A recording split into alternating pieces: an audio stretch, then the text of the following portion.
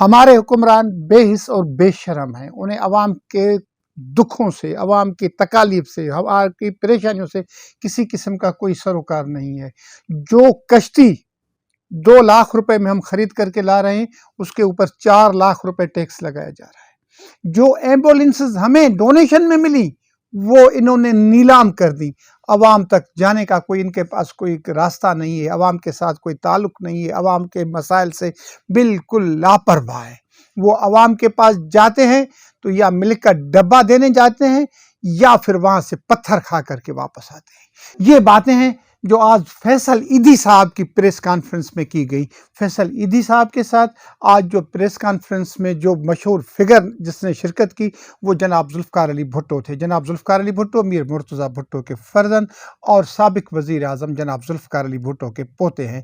وہ ملک سے باہر رہتے ہیں، لیکن آج وہ جب یہاں پر آئے تو انہوں نے فیصل ایدھی صاحب کے ساتھ کراچی پریس کلب میں پریس کانفرنس کی۔ پریس کانفرنس میں انہوں نے کہا کہ وہ اور ان کا خاندان فیصل ایدھی صاحب کے ساتھ، ایدھی فاؤنڈیشن صاحب کے ساتھ ایک عرصے کے سے منسلک ہیں، اور ان کے والد جب سندھ اسمبلی کے ممبر تھے تو انہیں جو تنخواہ ملتی تھی وہ بھی ایدھی فاؤنڈیشن کو دیتے تھے۔ پریس کانفرنس کے بعد انہوں نے دوستوں سے بھی باتیں کی اور ایک سوال کے جواب میں انہوں نے سندھی میں سوال کا جواب دیتے ہوئے کہا کہ مجھے سندھی بھی آتی ہے پر وہ بہت کمزور ہے، اور وہ صاف سندھی مطلب تو بول رہے تھے۔ اور اسی طریقے کے ساتھ انہوں نے کہا کہ ان کی اردو بھی کمزور ہے لیکن وہ اردو میں بھی بات کر رہے تھے، اور انہوں نے یہ کہا کہ جس طریقے کے حالات ہیں یہ ہمیں بتا رہے ہیں کہ عوامی انقلاب آئے گا، عوامی انقلاب آئے گا، لیکن ہم سوشل ورک کرتے رہیں گے۔ فیصل ایدھی صاحب کے ساتھ ہمارے خاندانی تعلق ہے سوشل ویلفیئر کا، اور ہم ان کے ساتھ تعلق رکھیں گے، لیکن جو کیپیٹلزم کی اور فیوڈلزم کی ڈانسنگ چل رہی ہے یہ دور ختم ہونے والا ہے۔ میں پاکستان میں انقلاب کو آتے ہوئے دیکھ رہا ہوں، اور وہ انقلاب عوام لائیں گے جو زیادہ پڑھے لکھے بھی ہیں، زیادہ باشعور بھی ہیں اور حالات کو سمجھتے بھی ہیں۔ تو ان سے پوچھا گیا جب کہ اس انقلاب کی قیادت کون کرے گا، تو میر مرتضیٰ بھٹو کے جوان سال بیٹے کا یہی کہنا تھا کہ اس انقلاب کی قیادت بھی عوام ہی کرے گی۔ اسی طریقے کے ساتھ بتایا گیا، فیصل ایدھی صاحب نے بتایا کہ وہ انٹیریئر سندھ میں 9 دن رہ کر کے آئے۔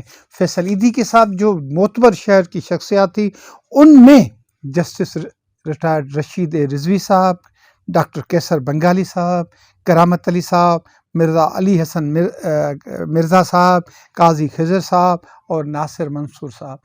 زہرا صاحبہ بھی ان کے ساتھ تھیں، اور انہوں نے کھل کر کے حالات بتائے اور کہا کہ اتنی خدمت کرنے کے باوجود بھی ہم 10% سے زیادہ افراد تک نہیں پہنچے۔ 90% افراد بارشوں کے متاثرین، سیلاب کے متاثرین اب بھی امداد کی طرف دیکھ رہے ہیں۔ اور جو سب سے خطرناک بات بتائی گئی وہ یہ کہ اب بزرگ شہریوں، عمر رسیدہ افراد اور بچوں کی اموات کا سلسلہ شروع ہو چکا ہے۔ خواتین پہلے سے مر رہی ہیں، اور ہر کیمپ میں پریگننٹ عورتیں موجود ہیں، خواتین موجود ہیں جن کے علاج معالجہ کا کوئی انتظام نہیں ہے۔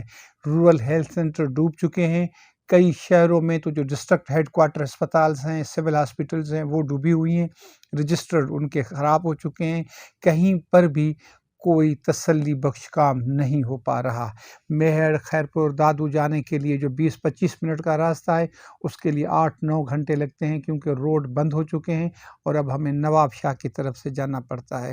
اور انہوں نے کہا کہ یہ حالات بتا رہے ہیں کہ کم از کم 3 سے 5 کروڑ افراد اپنے گھروں سے نقل مکانی کریں گے۔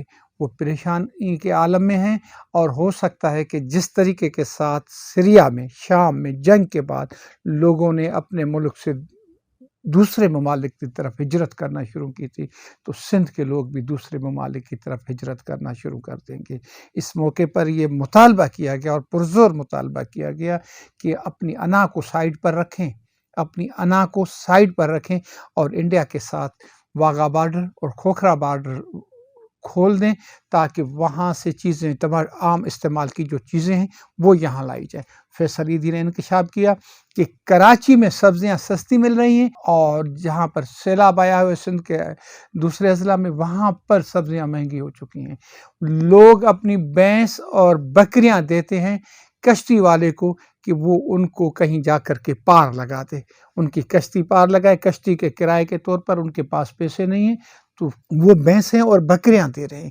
ان حالات میں سندھ کے لوگ جی رہے ہیں، لاکھوں ایکڑ زمین پر کھڑی چاول کی فصل تباہ ہو چکی ہے، کپاس کی فصل تباہ ہو چکی ہے، گنے کی فصل تباہ ہو چکی ہے، تو یہ لوگ کیا کریں گے؟ اس سے کرائم پھوٹنے کا بھی امکان پیدا ہو سکتا ہے۔ اور یہ بھی تشویشناک بات ہے کہ جو امدادی سامان جا رہا ہے راستے میں لوگ انہیں روک لیتے ہیں، ان کو کنٹرول کرنا حکومت کا، تحفظ دینا حکومت کی ذمہ داری ہے، ایسے جو عناصر کو روکے تاکہ جن تک ابھی تک امداد نہیں پہنچی ان تک امداد پہنچ سکے۔ لوگ 8-8 10-10 دنوں سے بھوکے ہیں، لوگوں کے پاس امداد نہیں پہنچ پا رہی ہے، وہ بہت زیادہ دکھی تھے اور انہوں نے یہ التجا بھی کی کہ حکومت کے پاس جتنے غیر ترقیاتی اخراجات ہیں، سی ایم ہاؤس کے، پریزیڈنٹ ہاؤس کے، گورنر ہاؤس کے، سی ایم ہاؤس کے، منسٹرز کے، ایم پی ایس کے، وہ سارے کے سارے ختم کر دیے جائیں۔ فیصل ایدھی نے تو ہاتھ باندھ کر کے کہا